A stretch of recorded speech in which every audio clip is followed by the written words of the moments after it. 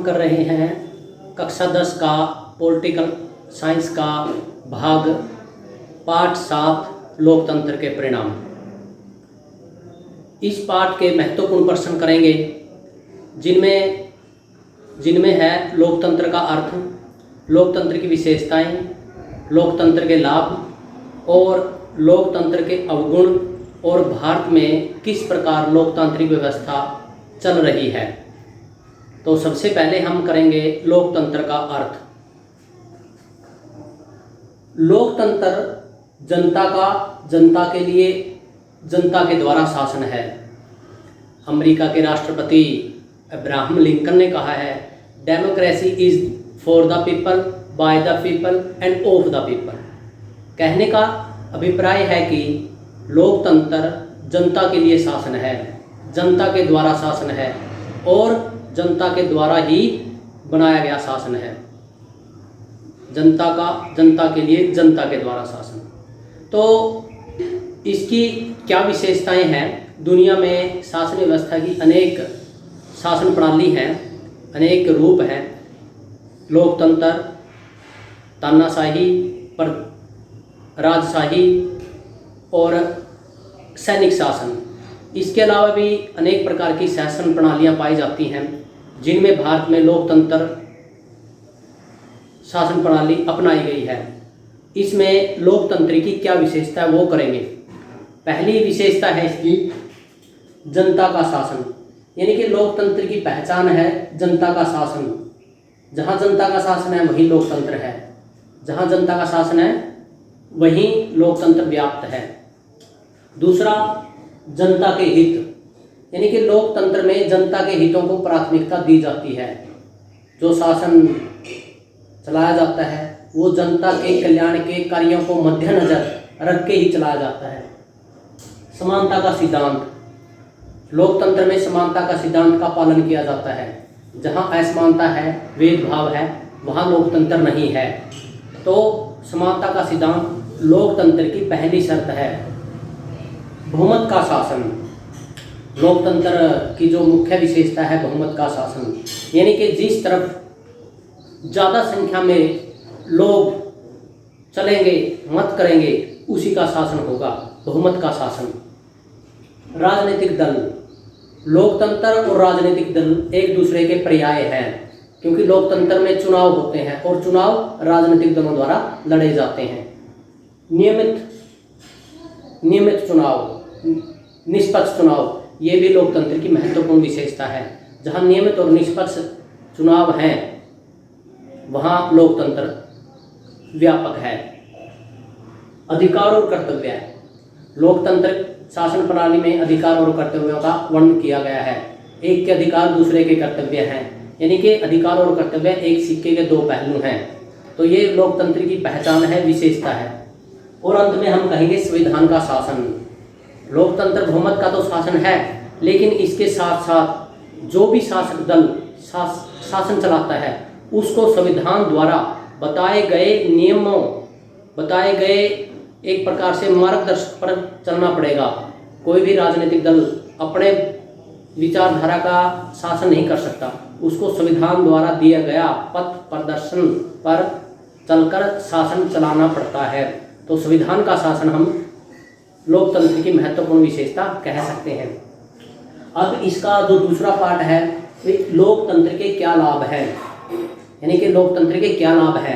भारत जैसा लोकतांत्रिक देश इन लोकतंत्र के क्या लाभ उठाता है।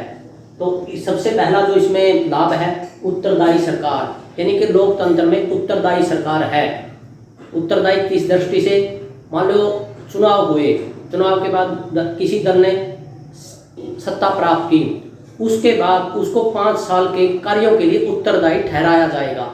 जब अगले 5 साल के बाद चुनाव होंगे तो उसमें उसके द्वारा किए गए कार्यों को उत्तरदायी ठहराकर उसको आगे मत या विपक्ष में बैठाने की व्यवस्था की जाती है। तो उत्तरदायी सरकार लोकतंत्र का मुख्य लाभ है। सक्षम सरकार, जो भी सत्ता प्राप्त कर लेता है वो कार्य करने में सक्षम है। संविधान ने उसको पूर्ण रूप से सभी शक्तियां दी हुई हैं। जनता के हित के कार्य करना, विदेश नीति को सुदृढ़ बनाना, रक्षा प्रणाली को मजबूत बनाना, अनेक ऐसे कल्याणकारी कार्य जिनको करने के लिए संविधान द्वारा उसको पूरे अधिकार दिए गए हैं। तो हम कह सकते हैं कि लोकतंत्र में सक्षम सरकार का गठन होता है। समानता, समानता भी लोकतंत्र का मुख्य लाभ है। जहाँ लोकतंत्र है वहाँ समानता। संविधान में भी समानता को मौलिक अधिकार में स्थान दिया गया है, यानी कि भेदभाव, पक्षपात और भाई भतीजावाद लोकतंत्र में असंभव है। तो समानता लोकतंत्र का मुख्य लाभ है। अगला जो इसका लाभ है, जनमत पर आधारित, यानी कि जो भी सरकार का गठन किया जाता है, जो भी शासक दल है, वो जनमत द्वारा चुना गया शासक दल है। 1947 में देश आज़ाद, 26 जनवरी 1950 को संविधान लागू हुआ।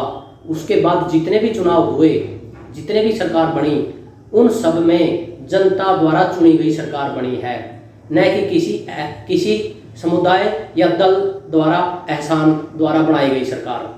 तो जनमत पर आधारित सरकार है। जो वो कानून लागू करेगी उसको पालन करना उस देश की जनता का कर्तव्य बन जाता है, क्योंकि उस सरकार को जो सत्ता प्राप्त की गई है वो कार्य करने के लिए ही शासन करने की अनुमति दी गई है।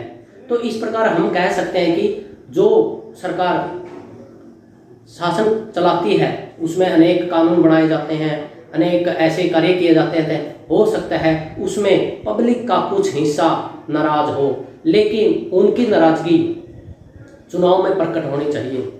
हड़तालें कर सकते हैं, धरने कर सकते हैं, लेकिन लोकतांत्रिक स्वरूप द्वारा। लोकतंत्र में विरोध का अधिकार है, लेकिन विरोध करने की सीमा भी निर्धारित की गई है। जिस प्रकार अभिव्यक्ति की आज़ादी की बात करते हैं, तो अभिव्यक्ति की आज़ादी पर भी कुछ नियम लागू हैं। ये नहीं कोई भी कुछ भी कह दे, यानी कि हर चीज़ की एक लिमिट है। जो लिमिट से बाहर जाता है वो लोकतांत्रिक व्यवस्था का हनन करता है। तो जनमत पर आधारित सरकार भी लोकतंत्र की महत्वपूर्ण लाभ है।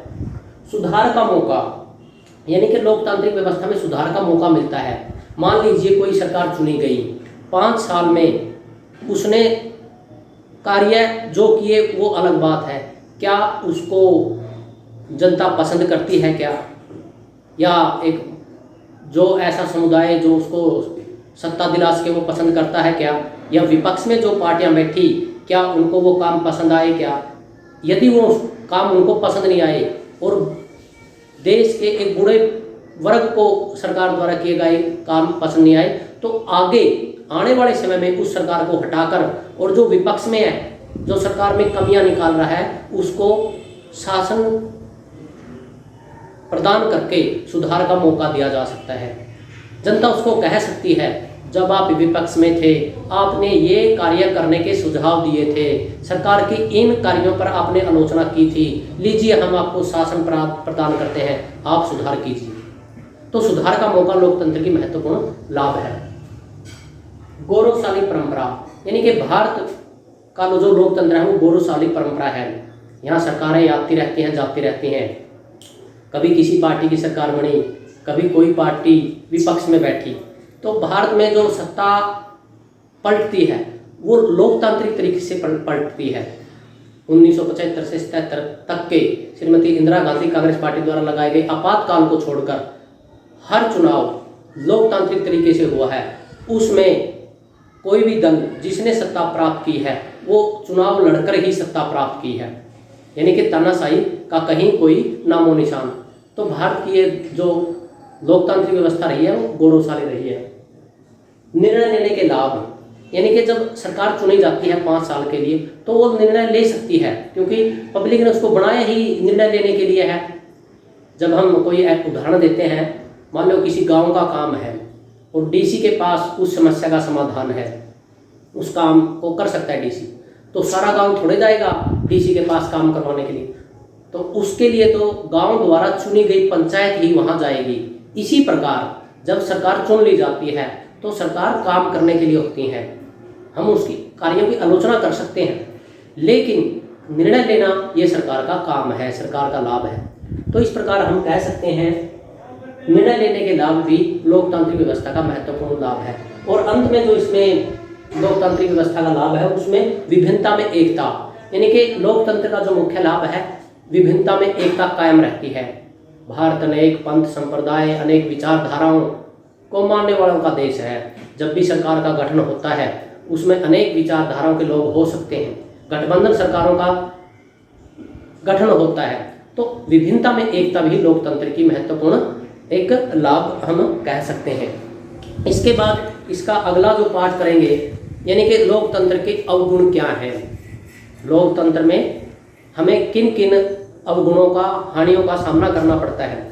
पहला इसमें है गुणों की बजाय संख्या को महत्व दिया जाता है।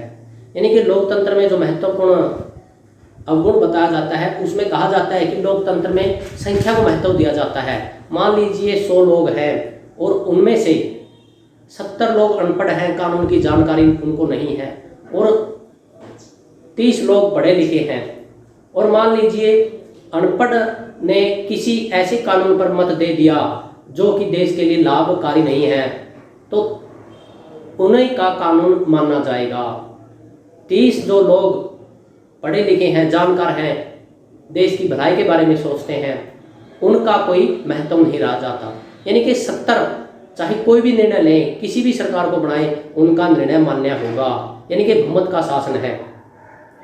अस्थिर सरकार, कमजोर सरकार, यानी कि लोकतंत्र में कई बार देखते हैं कि अस्थिर सरकार, पूर्ण बहुमत नहीं मिल पाता, जिससे गठबंधन सरकारों का निर्माण होता है। और गठबंधन में जो गठबंधन के घटक दल होते हैं वो सरकार को ब्लैकमेल करते हैं और अपनी मांगे मनवाने के लिए मंजूर करते हैं। जब उनकी मांगे नहीं मानी जाती तो वो समर्थन वापस लेकर कमजोर सरकार को गिरा देते हैं। जवाबदेह सरकार नहीं, यानी कि लोकतंत्र में जहां हम कहते हैं कि उत्तरदायी सरकार, उसके साथ साथ जवाबदेही सरकार का निर्माण भी इसके महत्वपूर्ण गुणों में गिना जाता है। समानता का सिद्धांत, प्राकृतिक अप्राकृतिक, यानी कि समानता, इसका पूर्णतः पालन करना अप्राकृतिक है। प्रकृति ने भी क्या सभी मनुष्यों को समान बनाया है? क्या सभी मनुष्यों को समान प्रॉपर्टी का मालिक बनाया है? क्या सभी मनुष्यों को एक कद काठी रंग रूप बुद्धि एक सी दी है? नहीं। तो इसी प्रकार जब हम समानता की बात करते हैं तो इसका पूर्णतः पालन करना अप्राकृतिक है। अज्ञानी और अयोग्य शासन की संभावना, जब हम अभी पीछे उदाहरण दिया था कि इसमें बहुसंख्या, यानी कि यदि एक प्रकार से कह सकते हैं 100 यदि वोट पड़ते हैं उनमें से 70 वोट पड़ गए या 60 वोट भी पड़ गए, ऐसे कानून में पड़ गए जो देश हित में नहीं है, लेकिन वो कानून बनाना पड़ेगा, वो सरकार बनेगी, तो इसमें अज्ञानी व्यक्ति बहुमत के आधार पर शासन चला सकते हैं। अगला जो इसमें पाठ है, भारत में लोकतंत्र कैसे कार्य कर रहा है। तो इसमें हम कह सकते हैं कि स्वतंत्रता और समानता, भारत में जो लोकतंत्र कार्य कर रहा है उसमें समानता और स्वतंत्रता का महत्व दिया जाता है। इसमें किसी के साथ कोई भेदभाव नहीं और सभी को चुनाव में भाग लेने की स्वतंत्रता प्रदान की गई है। बहुदलीय व्यवस्था, भारत में बहुदलीय व्यवस्था है। 5 राष्ट्रीय स्तर के दल और 56 से ज़्यादा राज्य स्तर के दल हैं। नए दल बनते रहते हैं, टूटते रहते हैं, तो इस प्रकार बहुदलीय व्यवस्था है और बहुदलीय व्यवस्था ही लोकतांत्रिक शासन प्रणाली की पहचान है। वोट का अधिकार, वयस्क मताधिकार प्रणाली, वह व्यक्ति जिसकी आयु 18 वर्ष या इससे अधिक हो गई है उसको वोट का अधिकार मिलना वयस्क मताधिकार प्रणाली कहलाता है। भारत में 1986 से पहले यह आयु 21 वर्ष थी, लेकिन राजीव गांधी सरकार ने इसको घटाकर 18 वर्ष किया गया। यानी कि भारत के जो भी नागरिक 18 वर्ष या इससे अधिक आयु के हैं उनको वोट का अधिकार मिला हुआ है। सामाजिक व्यवस्था, दबाव समूह, भारत की सामाजिक व्यवस्था ऐसी है कि इसमें अपनी जाति, पंथ, संप्रदाय या क्षेत्र के आधार पर अनेक दबाव समूह कार्य कर रहे हैं। चाहे कोई पार्टी का दबाव समूह हो, किसी विचारधारा का दबाव समूह हो, किसी संगठन का दबाव समूह हो या किसी जाति का दबाव समूह, तो भारत में सामाजिक व्यवस्था में दबाव समूह का बोलबाला है। सभी को प्रतिनिधित्व, भारत की लोकतांत्रिक व्यवस्था में सभी को प्रतिनिधित्व दिया जाता है। आरक्षण की व्यवस्था की गई है, तो इसमें सभी को प्रतिनिधित्व प्रदान किया गया है। और अंत में हम कह सकते हैं कि भारत में गौरवशाली परंपरा रही है, जो बात हमने पहले भी कही है। यानी कि भारत का इतिहास कभी भी तानाशाही का रूप का शासन नहीं रहा है। यहाँ जब भी सरकार पलटती है या जब भी सरकारें बदलती हैं वो लोकतांत्रिक तरीके से बदलती हैं, न कि तानाशाही से। भारत की जनता काफ़ी परिपक्व और समझदारी का परिचय देती है, जिसमें जो भी सरकार चुनी जाती है वो एक लोकतांत्रिक तरीके से चुनी जाती है। इस पाठ के अन्य प्रश्नों के लिए हम साहित्य पुस्तिका का अध्ययन कर सकते हैं।